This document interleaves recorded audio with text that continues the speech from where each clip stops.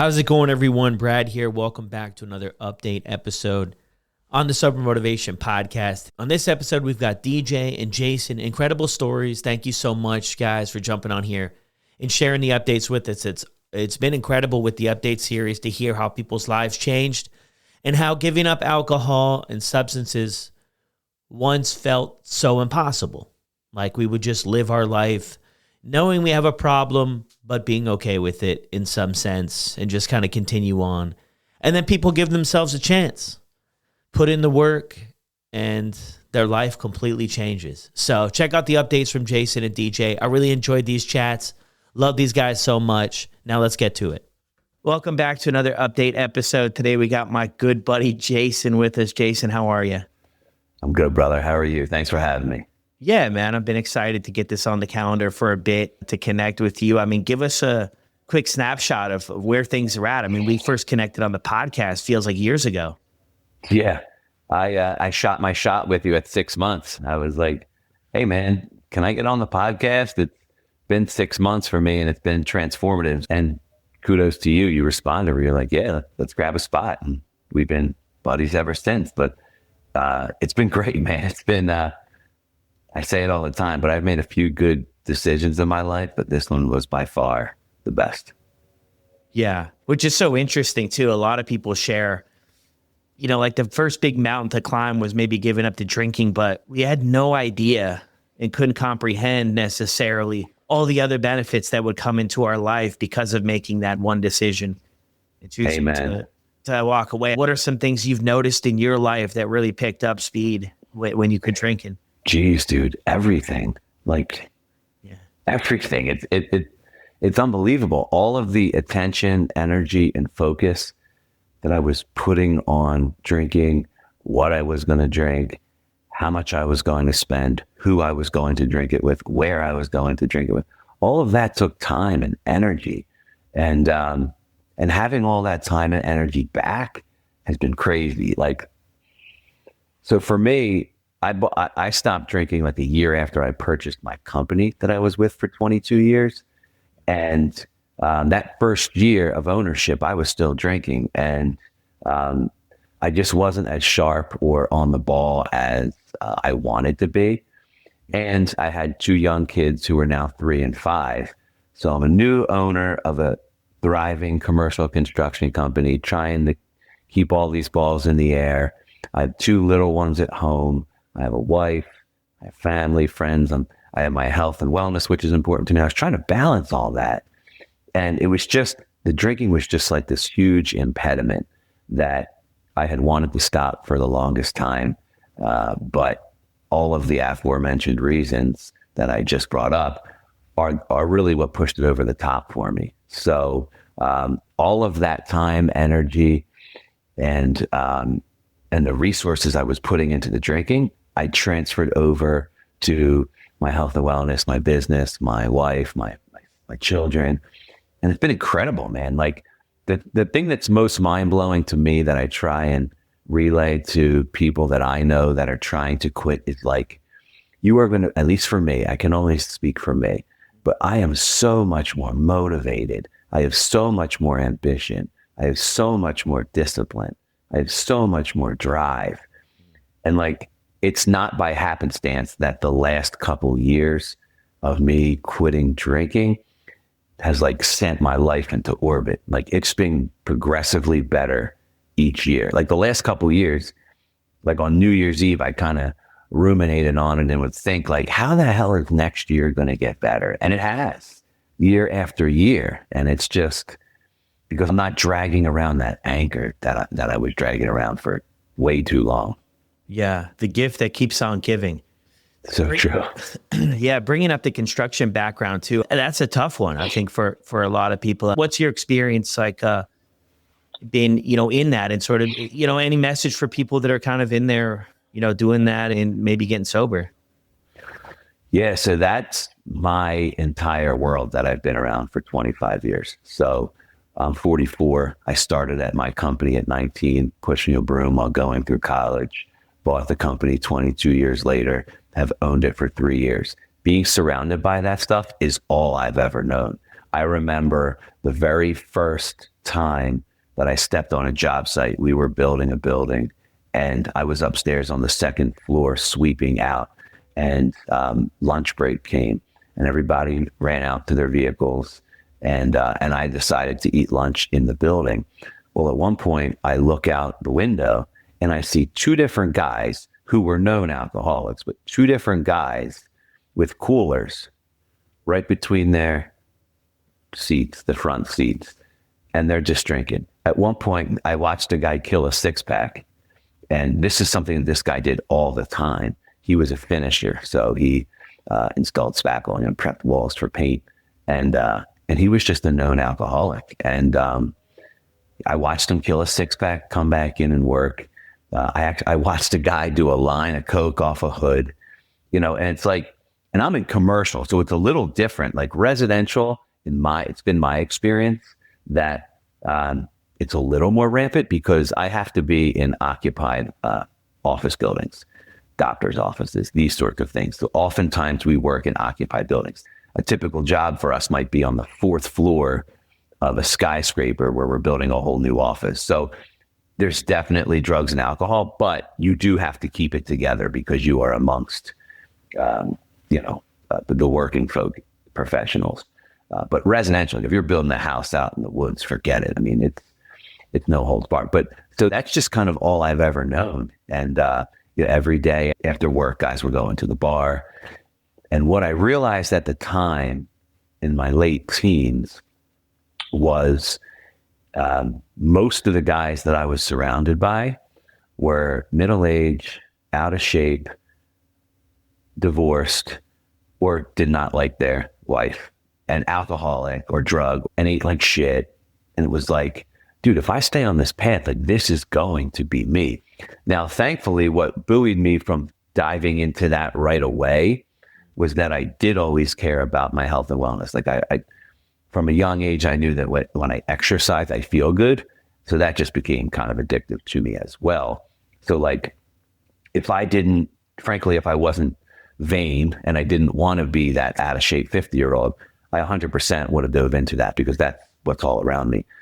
And then by proxy, just by association to all of that, unfortunately, suicide is a big part of construction as well. The suicide rate is 4 times higher in construction than any other industry. So a lot of times construction, unfortunately, is a last case or worst case stop for some people, right? Like you get out of rehab, you get out of prison, forget it. Someone will throw you on the job site and show you how to paint a wall. So there was a lot of that. But I also knew that if I did take care of myself and if I did, frankly, go in the opposite direction of that, there'd be a high level of success. It's easy to become the 1% in the construction industry, I have found. And it got even easier when I stopped drinking, almost 2.5 years ago. Yeah. Well, 2.5 years. Wow. Time flies, man. Dude, a day 8:37, I think it was. I just looked it up this morning. My last drink was New Year's Eve of 22. Yeah. And I wanted to do dry January, which I had done many times, but for the last several years before quitting, every single morning I'd wake up and I was like, this is ridiculous. Like I got to stop this, because if it was 2 or if it was 22, I was like, what the hell is the point? Like, I feel like shit. I wasted the whole next day. I got 2 young kids jumping in bed with me. It's like, now I'm grumpy, anxious. So I was just like, you know what? I told people around me, I'm like, I'm going to do dry January again. And that was really kind of where it stood at the time. I didn't know that I was going to go beyond that, but had a couple people around me that decided to do it with me. So that support system was good. And then at the end of January, historically, on February 1st, it was like, but I felt so good. And I noticed so many positive things that were happening in my business and my life. And I was like, finally, for the first time, after about 4 or 5 dry Januaries, I was like, why don't I just keep this going? Like, if I feel this good for dry January, I can't imagine how I'd feel after dry February. And then after February, again, was like, why don't I keep it going? Then it was like the middle of March. It was like 2.5 months. And I was like, wait, I think this is for me, man. Like, The pros so far outweighed the cons that I was pretty committed. I didn't know if I could do it, but I was committed, and I just kept stacking those days. So when 4, 5, 6 o'clock came, and I was sometimes really dying for a drink, I just tried to distract myself. Exercise. A lot of it was sugar. You know, when you first stop, a lot of. So I go to Dairy Queen, get a Blizzard. No, Dairy Queen did not sponsor this podcast. They should have, but because I spent way too much money there. And then I just knew. I heard Ed Milet say, "Just try not to drink for one more day," and that's kind of what I just kept in the forefront of my mind. I knew that if I could get to sleep, and sometimes if you just go to sleep earlier, you're like, fuck it, I'm just gonna try going to sleep earlier to kill this craving. But I knew that if I could get through the evening, that I would not regret it the next morning. And in fact, I would feel proud of myself. And I did. You know, as soon as I would kind of come to when I woke up, I was like, yeah, you know, day 30, whatever it was. And I just kept kind of stacking them. And then I just, my big worry was summer. You know, what am I going to do there? But I thought if I could get enough foundation under me before summer, that I would have the kind of strength that it took. And I did. And then at 6 months, I was like, sobriety's great. This is awesome. I want to tell everybody. Like, I just want everybody to feel this way. And that's when I found you. It was like, hey, can I get on? And so it goes. But in my heart and in my head, I'm done. But like all of us, I'm still taking day by day. Yeah, and I think that's such a powerful message. You know, I mean, I think as humans, we want to have all the answers kind of before we get started on something. You know, we want to be motivated. We want to see the roadmap. But I think the reality is sometimes it just is, you know, very often in this journey is just for today, right? We're not, you know, we can worry about the weddings and, you know, the summer that's right around the corner, all the birthday parties, the New Year's, like we can worry about all that stuff. But the reality is we just got to do our best today. That's all we have right now is today. And I think that that's just really a good mindset that people tap into that helps them be successful in this, is to just do the best job they can today. And if you kind of step back from what you shared there, I mean, it's a couple hours of the evening, right, that you have to find some tools to plug into to work through, you know, and kind of do whatever it takes, right? Go to bed early, distract yourself. I mean, who doesn't, you know, love a Blizzard from time to time? You know? You know what I'm saying? Yeah. Stuff like that, right? For me, it's a couple hours. It was a window. It wasn't all day. And so it's not like I was kind of feeding all day. It was, you know, 4 to 7 or 8 o'clock. And if I got past that, I was like, well, there's no sense drinking now for me. Yeah. I think for a lot of people too, I think that's what it was always for me, unless it was maybe a football and I could, you know, act like I was interested in watching football, but I was just interested in drinking beer, man. I could have actually cared less, but it was kind of a permission slip that, you know, other people were doing it, kind of like my normie friends were, you know, kind of getting way out of line. Then I could just slide in there and, you know, kind of act the fool real quick and be fine. Yeah, just keep things going, right? And now I love that too, and like all the changes that happened. But I mean, you know, you share there in 6 months, you're experiencing all these benefits. I think when we're drinking too, we don't necessarily connect the dots to not drinking is going to improve all these areas of our life. I don't know, we can't see it or what it is, but you're waking up every day. And I mean, when you zoom out a little bit and look at it too, waking up, not feeling good, and then you share having so much more success and so much more plugged in and motivated on this side, it makes perfect sense. When we wake up and we have that anxiety that's just haunting and won't go away until lunchtime, and that's how we start our day, with just the adrenaline, the fight or flight and everything. And it's just like everything kind of piles on to start our day. You know, every day's not great, but it's like, come on. I mean, to get that opportunity every morning to wake up with a clear mind and a different vision for things changes everything. Yeah. When I quit, I thought all I was doing was eliminating something from my life. I had no idea the amount of beauty that would come into my life.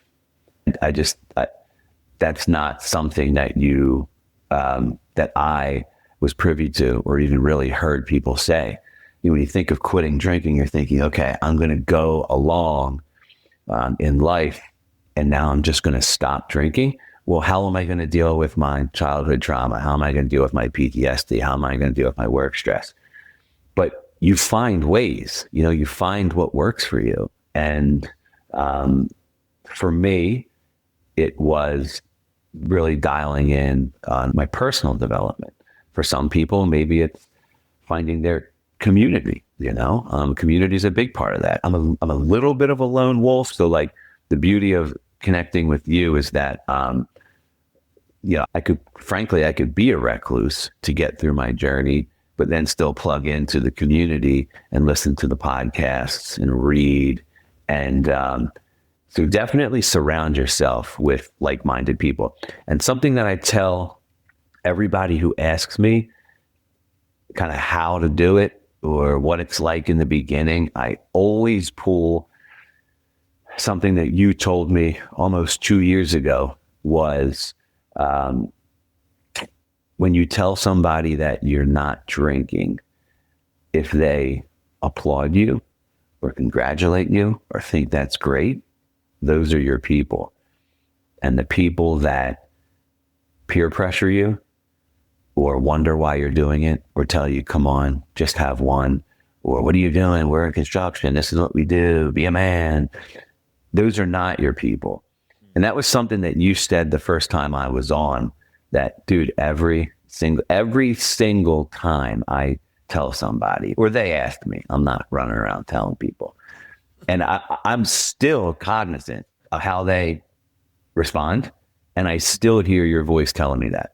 We were talking before this. I was at a networking event in New York City, and I was by far the smallest fish in this pond. There was a lot of big time successful people around there. And only a couple asked me if I was drinking or if I wanted to drink, or the conversation organically came up a couple of times. And all of those people, to a man, were like, oh, good for you. That's awesome. And I have learned that people doing better than you will never criticize you. That usually the people that are, a lower frequency, a lower vibration, they want to kind of bring you down to make themselves feel better. I did it. I've done it. I go to a game, go to a bar when I was drinking. And if you told me you weren't drinking, it was like, what do you mean? Come on, man. So I was the asshole. I didn't know that at the time, but I wanted myself to feel good. I couldn't imagine going to dinner and romanticizing a bottle of wine with my wife. And she says, I'm not going to drink tonight. I was like, get angry. Like, what do you mean? Like, this beautiful bottle of red. It's fucking nonsense. It's just like we romanticize this poison. And I think one of the greatest things about this generation is it's okay, and arguably it's cool to be sober. Yeah. Well, 100%. Yeah. Especially if you see the numbers of like the younger generations, how much less of alcohol they're consuming. Yeah. As opposed to, maybe hours and above. Yeah. I owned a brewery years ago. Probably about 10 years ago, we opened it, and we closed down post-COVID, but that was something that never felt right to me, was making poison and selling it to people. They'd come in with their families, and I'd see these jovial families like out there playing cornhole and hanging out. And I was like, this is kind of crazy. Dude just gave me $8 to dump poison in his body that could potentially kill his family on the ride home. Like, this is crazy. So the drinking never felt right to me. I did it because I wasn't comfortable in my own skin. I was just trying to run away from my feelings. But when I faced them head on, I took up transcendental meditation. I have a morning routine. Like, I lean into that stuff now, and it's been transformative. Yeah.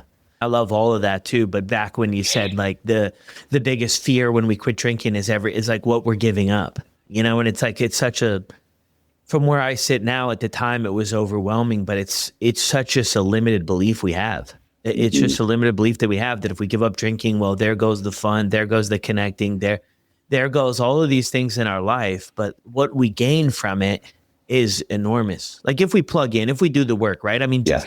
me just literally saying I'm not drinking, if I don't do any of the other work, like it's probably, I've done that before for me anyway. That was much more miserable than just drinking, right? Not doing anything else, just choosing not to drink. It was like, oh my gosh, like it was only a matter of time before I kind of fell off of that. Yes. But I think doing the work and plugging in and answering sort of those bigger life questions, right? Why was I drinking in the first place? Why did this make sense for me? And like what you just shared there too, like uncomfortable, and that was like the biggest thing. The first time I ever drank, up until that point in my life, I was extremely uncomfortable in so many ways. And obviously there's layers to it.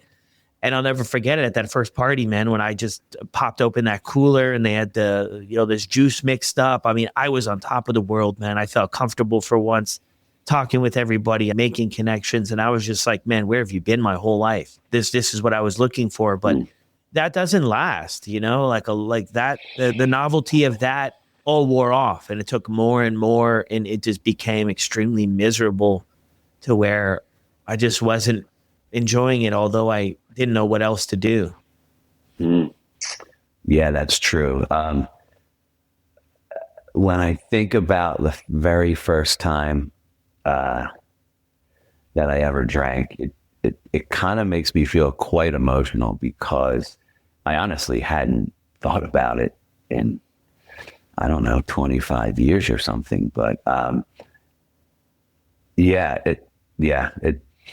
I was in the back of a car and some friends were driving and they broke out a bottle of Jack Daniels, and I'd seen my family drink and I'd seen all the chaos that it could create. So I kind of stayed away from it, but I was in high school and we were driving around in a friend's car that pulled out a bottle of Jack and we're passing it around, and it got to me. I was like, oh, it smells like shit. Like no way. Like I wasn't interested, but I did it. And bro, I was like, after the initial yuck factor, I was like, wait a second, I feel like, and we kept going and I just kept succumbing to the peer pressure. And after, several sips, I was like, man, I feel like I'm putting on like a suit of armor. I'm, chatting with everybody. I'm feeling confident.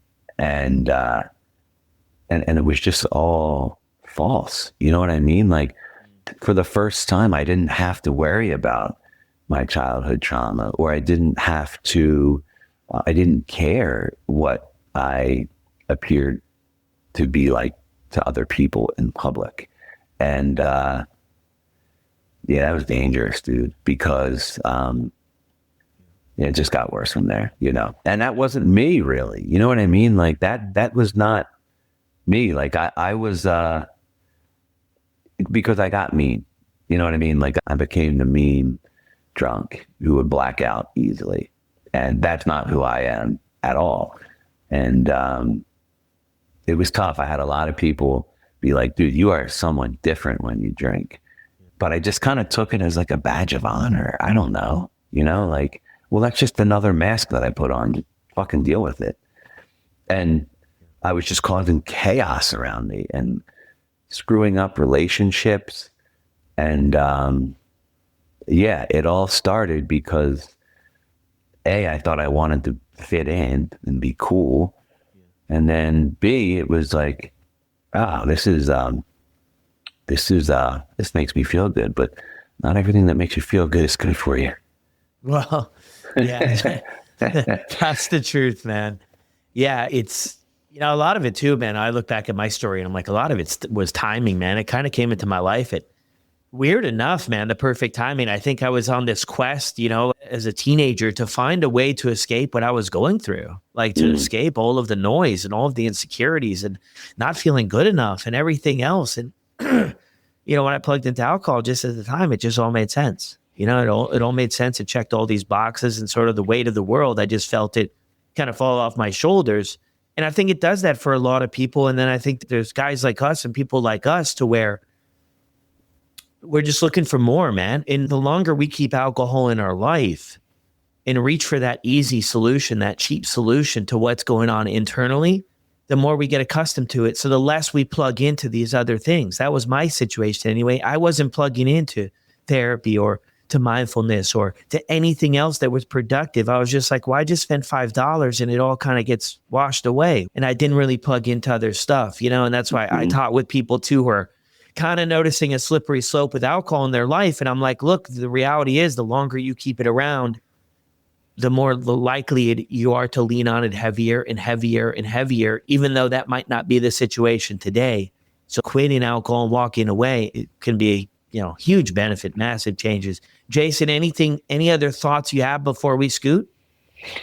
Well, just to kind of piggyback on what you just said, I think the best way to explain it for me was that when I found alcohol, it was like I found my new best friend.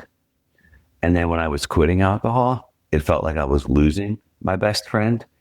And I remember driving by the beer distributors and the restaurants and the first couple of days. And like at one point I cried. I was like, I can't believe I'm going home without my best friend. And that really messed me up. But you realize that that friend just wants to take you down. You know what I mean? Like that friend just wants to drag you down and not see you do better. So my thoughts are that I have so much gratitude for getting to where I am today. Like I always thought in my mind that I could do anything that I put my mind to, anything in life, except quitting drinking. I was always like, okay, I guess I'll be a successful businessman, a good husband, a good dad, but I'll just drink too much. And so to get here, I am extremely thankful and grateful. And I just hope and pray that people out there that want it do find a way to get there, one day at a time.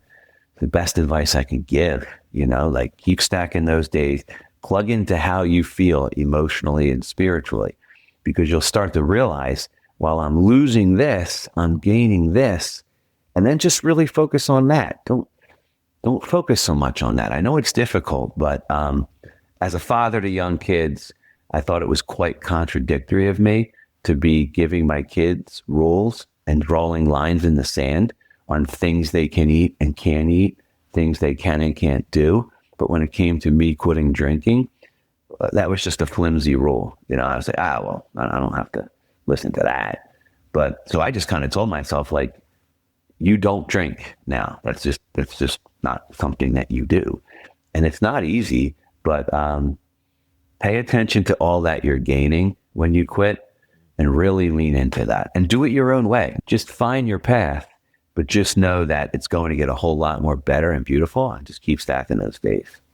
Yeah, that's so true. Yeah, find out what's working for you and plug into that. One quick question, though, because you just had me on another thought. When we do, like you mentioned there, too, about I can do everything in my life and be successful in all these other areas, but I'm just going to be the person that drinks too much. And it feels like that impossible hurdle to climb. A lot of people share that maybe as they went, it was a lot smoother and maybe like easier, just for the lack of like better words, than maybe we thought it was going to be. When I quit drinking, I thought this was just going to be like, man, this is going to be so impossible, because I tried so many times and it didn't work. So I was like, this is just never going to be a possibility. But I got to be honest, as I started to kind of plug in and get help and support and got out of my own way, I have to report back that it was a lot easier than maybe I was even thinking about. It was still difficult, but it wasn't like that impossibility, a word that I attached to it. Like, what was your experience with that? Same. I couldn't have said it better myself. Yeah, I thought that like it was this insurmountable mountain that I was going to climb, and it was just going to be just awful the entire time and just a struggle. And every day I was going to want to quit trying. And to your point, it wasn't that. You kind of gained some momentum. You kind of gain traction. You gain footing with who you now are. You start to identify as somebody who doesn't drink, and that's kind of something too. Like, just, if you want to be sober, just tell yourself you're a sober person now, and just kind of go that way. And because all the negative self-talk of like, well, I'm an alcoholic, or I just like to socially drink, and this is going to be so hard. And just constantly repeating to yourself that like, I can't do this. This isn't who I am. Just kind of tell yourself, I can do this, and this is who I am. And I'm going to identify as somebody who is sober. Do 25 push-ups in the morning, then that's it. And say, I identify as somebody that works out in the morning. But then that starts to kind of gain momentum, Yeah, building. Well, thank you, Jason, so much, man. Great to see you. You as well, brother. Before I go, I just want to tell you how much I appreciate our relationship. You have been the most important person in the entire world to me getting here. And I mean that from the bottom of my heart, that don't quit doing what you're doing because I'm just an average guy. So that I know that if you're that important to me, you've got to be very important to many others. So thank you. Don't stop. Keep doing what you're doing. I love you. Thanks, buddy. Appreciate that, Jason. Well, thanks for letting me be part of the journey, man. That means the world. Likewise. Well, there it is. Jason's update. Great work, Jason. It really stood out to me. A lot of things in this conversation with Jason stood out to me, but one of them really being that he kind of got to a place in his life where it sounds like anyway that he accepted the fact that he was always going to struggle with alcohol. Like he would be really good in so many other areas of his life, but he would just always be somebody who drank too much. And that is a very common story we hear a lot. And it's also a common story here on the podcast and in the community and overall conversations with people that a lot of us are able to kind of keep it together. Like it looks like we're keeping it together. We're making progress here, making progress there.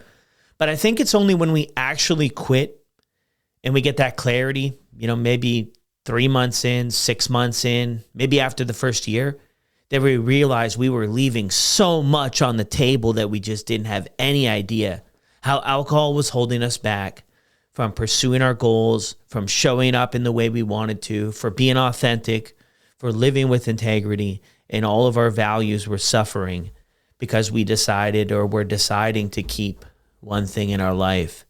But when we walk away, we have the opportunity to change so many areas. Of course, it takes time. None of this happens overnight. We always have to remember we didn't get to where we got overnight. It took time. It was progressive, and it's going to take time and be progressive on the way out too. But give yourself a chance. Thanks again, Jason. Now let's hear from DJ. Welcome back, everyone, to another update episode with my good buddy DJ here today. How's it going, man? Good. How are you doing, Brad? Yeah, I'm doing well, man. I mean, summer's around the corner, at least in Ontario here. I know you guys had some snow a little while back, which is just terrible. But yeah, I'm looking forward to that. Yeah, you know what? It's actually snowing right now. We had a couple good days. Snow's melted, but this morning we got snow. So we never know what we're going to get in Saskatchewan. So yeah, it's been a long winter. We're excited for summer. Yeah, man. We were just chatting before we jumped on the record here. That we met for the podcast recording. You've got it right down to the date, May 23rd of 23. What have things been like with you since, man? Yeah, and like we were chatting before, Brad, like it's crazy how much a guy has grown. I was like about 8 months sober when we first chatted, and it was like the really first big podcast for me. You giving me that shot, and looking back, I moved to Saskatoon. I'm back to where it all kind of began for me when I first struggled, and it's been awesome. I'm with a couple more hockey teams, being the mental health coach, getting my 4th annual mental health 3-on-3 classic hockey tournament that I got on, and I brought it back to Saskatoon, and it's crazy, man. And we always talk about how much people have grown. And when I listened the other day on that podcast, it's crazy when you take it one day at a time and the opportunities you come. Pretty big deal with myself. I signed with a pretty big hockey deal with Bauer. But yeah, things are good, man. Just about 3 years sober. So taking it one day at a time, man. But life is good on my end. Yeah, well, thanks for the quick update there. Looking on the inside, man, when you listen back to the show there too, and sort of that growth, what sticks out to you? You know, I think it's me feeling more comfortable sharing my thoughts and my feelings and being more authentic and real, I think. I could remember I was nervous and stuttering my words, and I wasn't really comfortable in my own skin at that time, Brad. And now that I'm just about 3 years, I'm more confident in my own skin. I got more knowledge in my sobriety, and I know it works for me. So little stuff like that, and I know how much a guy learns during that time, and it's crazy how much a guy grows. So when you take it that one day at a time and work on yourself every day, it get that much easier. So it's crazy, especially that part of it. Yeah. I mean, as you go, you build, obviously that confidence and sort of get more maybe honed in on your story, but also maybe accepting what was in working through that as well. The way life was for us. Like, I just don't believe it to be coincidence for a lot of us that struggle with this, that, one day it was just something that we just fell in love with and brought destruction to our life. I think there's a lot of stuff that, maybe happened before. And I mean, for your story too, it's, in hearing it and knowing it, that there's stuff that goes on. But when we get sober, it doesn't magically make all that stuff okay. But I believe it gives us the opportunity to plug in and look at some of that self-development and that work on the inside that we need to work on. I mean, what's that been like for you? Yeah, and like you said right there, I think it's not like a flick of a switch where everything is going to be okay, right? I work on myself every day, and with me, I know I'm a little bit different. I'm being vulnerable, and what I do is I share my story, and I've been sharing my story on my 68 school, doing it that way, and just me being real with my thoughts and feelings. Like the first thing in the morning, Brad, is I pick up my phone, I journal. And I've been doing that since the day I got sober. And I got a pretty easygoing life, man. I try to not to bring drama in and then not stuff like that. But yeah, I still struggle. It's not like I'm good. I just know how to deal with it now, right? And I have the right support. And yeah, it's a lot easier now. Yeah, to plug in. It's like I was talking with somebody else too about when we have the substances in our life, that becomes the easy reach. Like every time we're reaching to that, and every time we're reaching to that, we're avoiding developing maybe healthier ways to work through emotions or deal with stress or rejection or other things in our life. But then when we take that off the table, right, we jump into this life of sobriety. Now that's not there anymore. So we're kind of in, it's kind of like that double-edged sword too, right? It can be really difficult at times because we don't have that, easy, cheap escape. Now we're sort of forced to find other ways. What are some things that have been most helpful for you to stay on this track? Yeah, and that's really important. I think me is I've been getting back into the game of hockey. I think that is the number one thing for me, Brad. I had to leave the game for years just because of my drug and alcohol problem and me resenting the game. And now just me surrounding myself with the good people. And I was the skills coach for a U16 AA team and being a mental health coach. I'm on the ice every day, and it's crazy. And it goes back in the day, like you said, like the drugs and alcohol, trying to freeze your feelings and everything. That was me. I did that for 10 plus years, and I didn't know how to talk. I didn't know how to ask for help. And you're right. And even victories, Brad, even when I have a great day, when I do something good, it's like, what am I going to do to celebrate, right? It's usually grab that bottle. Well, not anymore. So I do other things. I go for walks. I pick up my phone. It's all those little things that really make a big difference in my life. Yeah. And plugging into the gym, I know that that's been a big part of your routine, especially getting into sort of this newer, I don't know if it's how new it is for you, but this newer thing of, starting your day that way, plugging in with the community too. I think there's that element there of, right, having mentorship and role models and people to look up to, I think has been really helpful for you as well. Just guessing from afar here. Yeah, no, 100%. You're right on that 6 a.m. club. I'm at the gym and surrounding myself with the right people. Everybody got ex-hockey guys that have a story as well. And it's good. I love it. It's good for my mental health, waking up, and I'm not going there to look good or like back in the day where I had to work out. It was mandatory to do fitness tests and everything. And now I'm free and I'm comfortable going in there and working on my mental health. And yeah, going to the gym is huge. And obviously giving back to the community, helping out kids, especially athletes. It's a big stigma going on, especially in sports with speaking up and everything. So I use my experience, my lived knowledge to help out these athletes. Something I wish I would have had when I was struggling. Yeah. On the athlete and the kids, the up and coming generations, what makes it so difficult for Yeah, I mean, the athletes, but I think this is probably across the board for young people in today's world to share what they're actually struggling with. Like what makes the barriers there for them that makes it difficult to talk with people. Yeah, and there's a couple things to do with that, and obviously everyone's different, but judgment, that's a big thing. Social media, scared of what your buddies are going to think about, especially as a young kid, right? And I'm going to get back to this athlete thing. I work with tons of athletes, and I'm big about being vulnerable, right? And I'm saying, if there's anything bugging you, reach out to your mom and dad, reach out to your support system. But half these kids are coming back to me, Brad, saying, well, I'm scared to tell my dad or my mom this because they're more competitive than I am, or they don't want to let them down. So that's a big barrier, is what to say to mom and dad. What are their reactions? You know what I mean? So it's very important to have guys like myself, like you, have that lived experience so these kids could go to without judgment. So it's big, and especially hockey nowadays, how competitive and crazy it really is, and all this social media stuff. It's that big fear of judgment. And, you know, when people, especially a man, right, when you're talking about your feelings, asking for help, where your buddy's going to think less of you, that's just an automatic thing these young kids are doing. But yeah, this life right now, man, this world's pretty crazy. But yeah, it's mental health is very important nowadays. Yeah.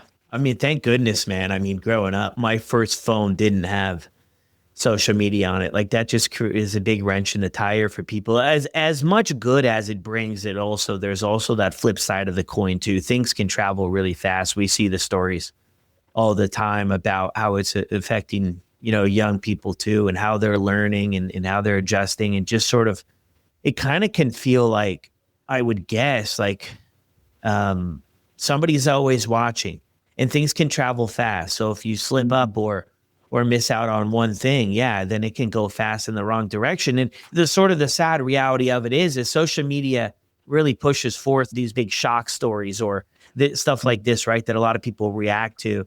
That's not always the most positive thing. Interesting, you bring that up too, right? About kind of going to parents and going to other supports.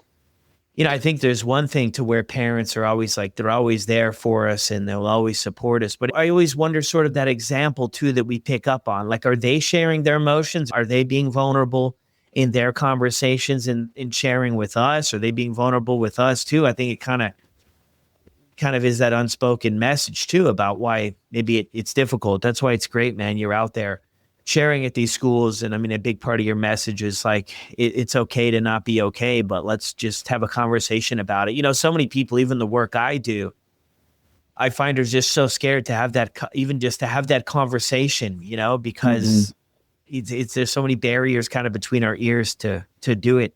Always curious, man, to your family, your mom and dad are a big part of your story, right? Where you kind of go in there and you're like, I need some help. And I think it changed everything for you, just to be able to let your guard down and share with them. How have things been going with that relationship? You know what? It's stronger than ever. I get tearing up ever even thinking about and talking about it, man, because they did save my life, and they didn't really know much about mental health, and I don't blame them back in the day, right? And they're learning just as much as I am, and obviously they're one phone call away, man. Like I said, I call my mom every single day, and my dad, I call my dad every day, and they make trips up to Saskatoon and come stay with me for a weekend. And I absolutely love that. So yeah, our relationship is stronger than ever. Mom's best friend, my dad's my role model. And yeah, it's awesome. My two brothers, man, we're stronger than ever too. My nephews, that was the biggest thing with me, was both my nephews, 10 and 7 years old, big hockey players, big baseball players, and me being a former athlete, I was supposed to be that uncle, right? Help my nephews out, and I wasn't there during my drug and addictions. And now I love it, seeing them and going to watch them play hockey and giving them gifts and stuff. So it's awesome, Brad. It's definitely a life changer, having a family like that on my side. Yeah. And I mean, which is incredible too. I saw for Christmas there, I think you got some sticks for the team and everything, for the kids and stuff. That's what it's all about. But I think it's that message that you send is such a strong one, man, that you have to open up and let people know what the heck is going on with you if we want them to be able to support us appropriately or to be there for us. I think a lot of Exactly. times we can get caught up in wondering why people aren't helping us and why they're not supporting us and why this and why that. And the reason is they have no idea what the heck is going Mhm. on with us because we're not sharing it. We're expecting them to be mind readers. So sharing Exactly. with people about how they can help us on our journeys can make all the difference of getting over that hump and just getting out of our own way, and just having that conversation can really change a lot of things. It's the best, 10 plus years strong of exactly that mentality with me, Brad. Scared to speak up. I was waiting for someone to come save me. But you're exactly, how are people supposed to know when I was painting a picture on my face? But like I was telling everybody, June 6th, man, one conversation saved my life. One conversation, me surrendering. And it was the best thing I've ever done. And then just me putting in the work and me just being real. You know what I mean? That's the most important thing, is just being real and helping, because everyone has a story, man. But hey, I tell everybody, if your story can help out that one person that's listening, you know what I mean? That's powerful. Is sharing stories and being vulnerable is the ticket, and it's important. So I'm very passionate on this stuff, man. Yeah, it's good. So Yeah, no, man, I love it. Isn't it so interesting how at one point in time we thought like our struggle with substances and alcohol, drugs, whatever it was, would just constantly be like a dark cloud over our head? Like some of the stuff I did and the trouble I got in, I never thought I would be able to shake it. I thought it would just haunt me forever. And although there are things that obviously, we've done we're not proud of, but we've shown that we can come back.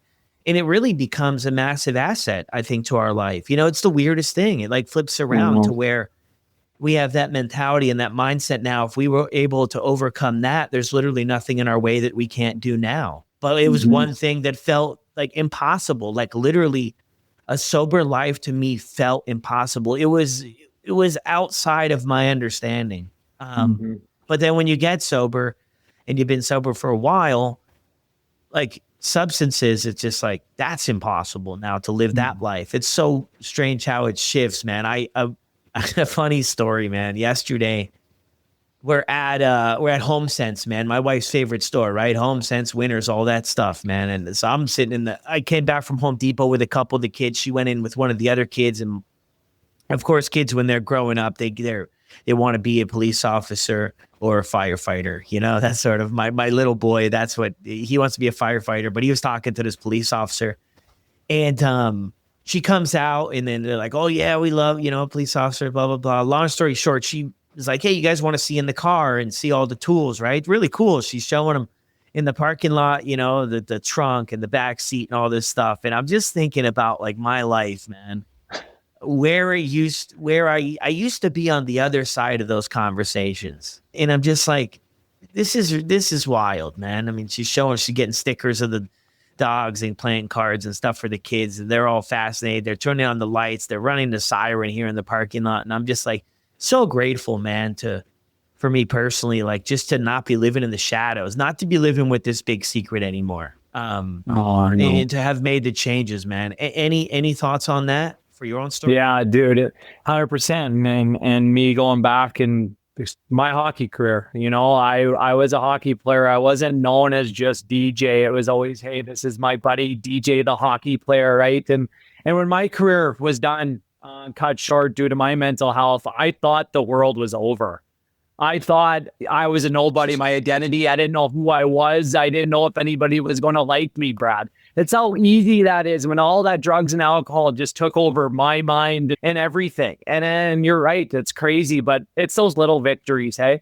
Just like that you said yesterday, it's those little victories. My little victories, man, it was 2 days ago, we had our first rain.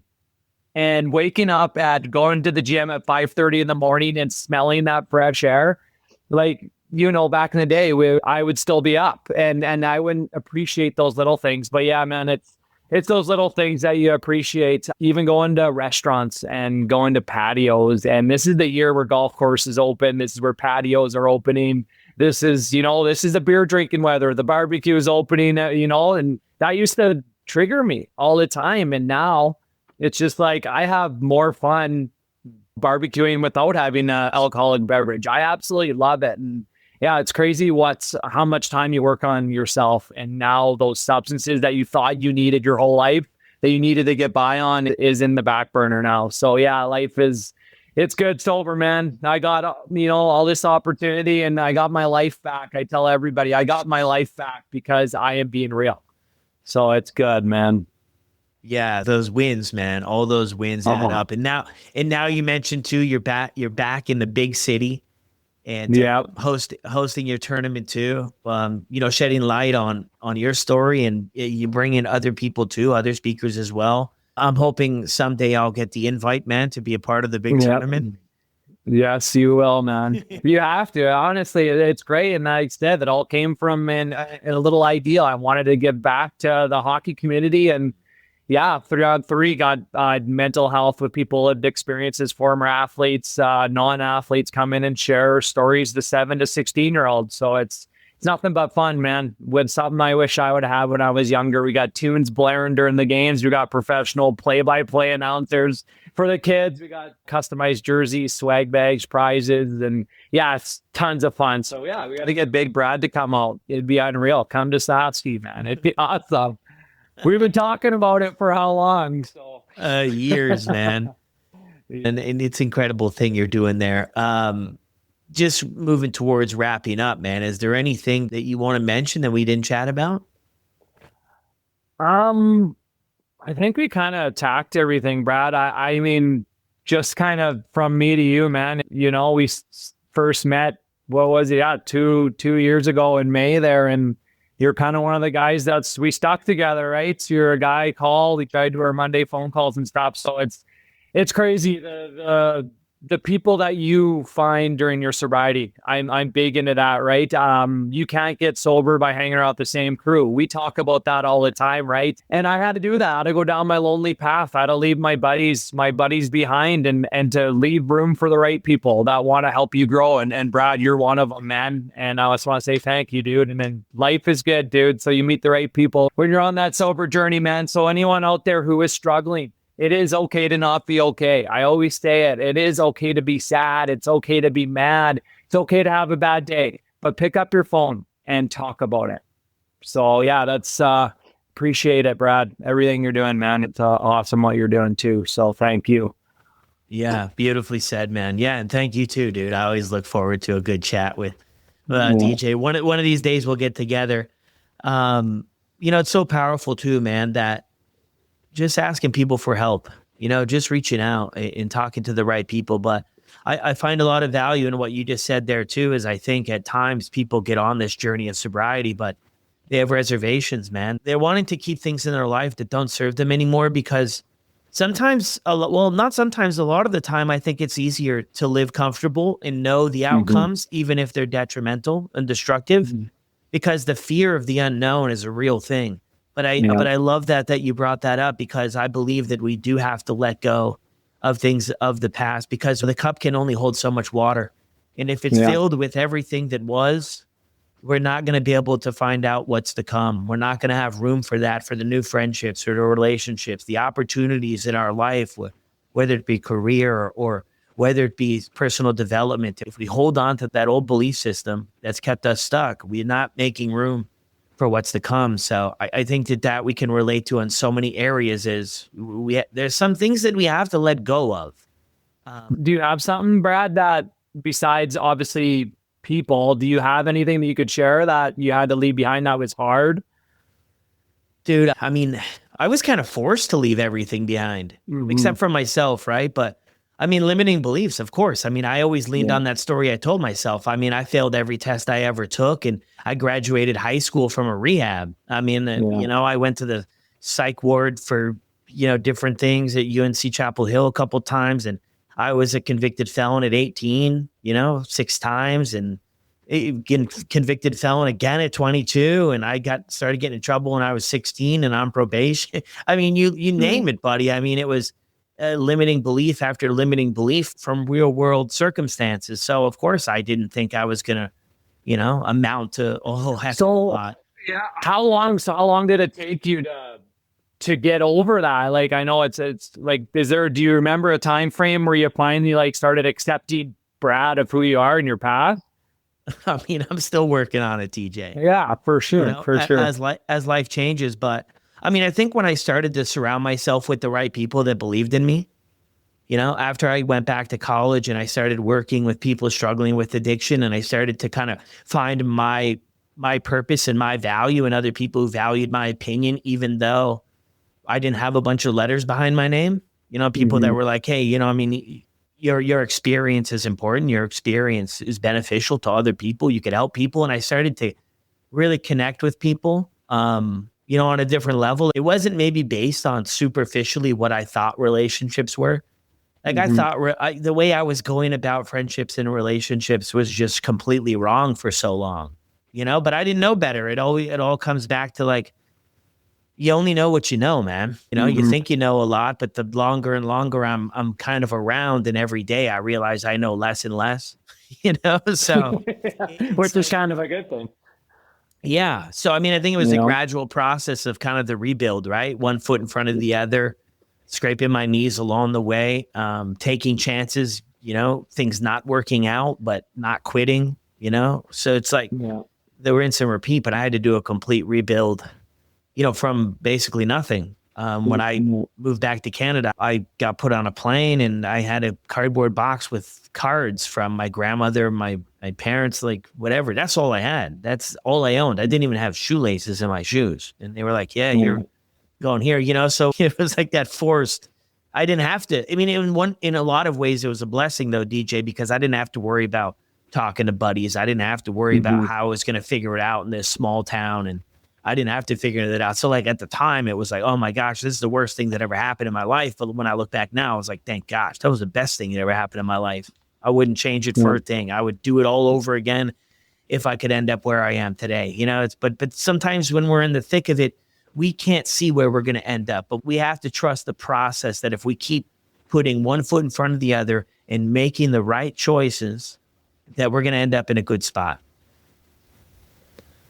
Yeah, I love that, man. 100%. 100%. Love that, dude, because it's so true. And then it's crazy, eh? When you're in the thick of things and you think it's all over, but you're right. I'm happy I went through my past. I wouldn't be where I am today. You know, but when you're in it, you don't realize that, right? And there's so much power in that, man. Adversity, right? And bouncing back and taking a negative to a positive and giving back, sharing Brad's experiences, sharing my experiences. That's the new ticket, because I don't know, you could probably vouch for me. Back in the day, there was nothing. And in high school, I remember, man, there'd be mental health people coming in and they'd just put a picture of a guy on East Hastings, or a guy, but there's like, how did the guy get there? You know? And we never got taught that. Now it's just like when you hear these stories, it's so powerful. And yeah, I'm thankful where I am today, and I know I wouldn't be here if it wasn't for my past too. So thank you for sharing that. Yeah, of course. Powerful. Thanks, DJ. You betcha, man. Thank you. You betcha, my boy. There it is, another great update from DJ. If you listen to DJ's first podcast, he hinted on it there in the episode as well. I mean, the confidence has increased, and you know, the growth. It's been really incredible to watch DJ grow and all the stuff that he's pushing his comfort zone to do and deliver great messages for people in his community and on social media as well. I'll drop both of these guys' handles down in the show notes below. If you enjoyed the updates or have any questions for them, be sure to shoot them over a message.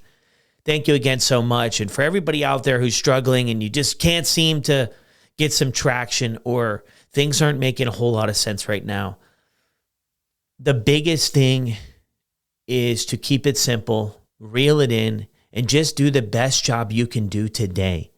Let tomorrow, let next month, let all of that stuff take care of itself when it gets here. The only thing that we need to be focusing on is today, doing the best we can today, staying sober for today, and I hope that it'll be helpful for you. Oftentimes, we get ahead of ourselves. What am I going to do there? How am I going to do that? All of this stuff in the future. Just live for today. See you guys on the next one. Story episode next. Have fun.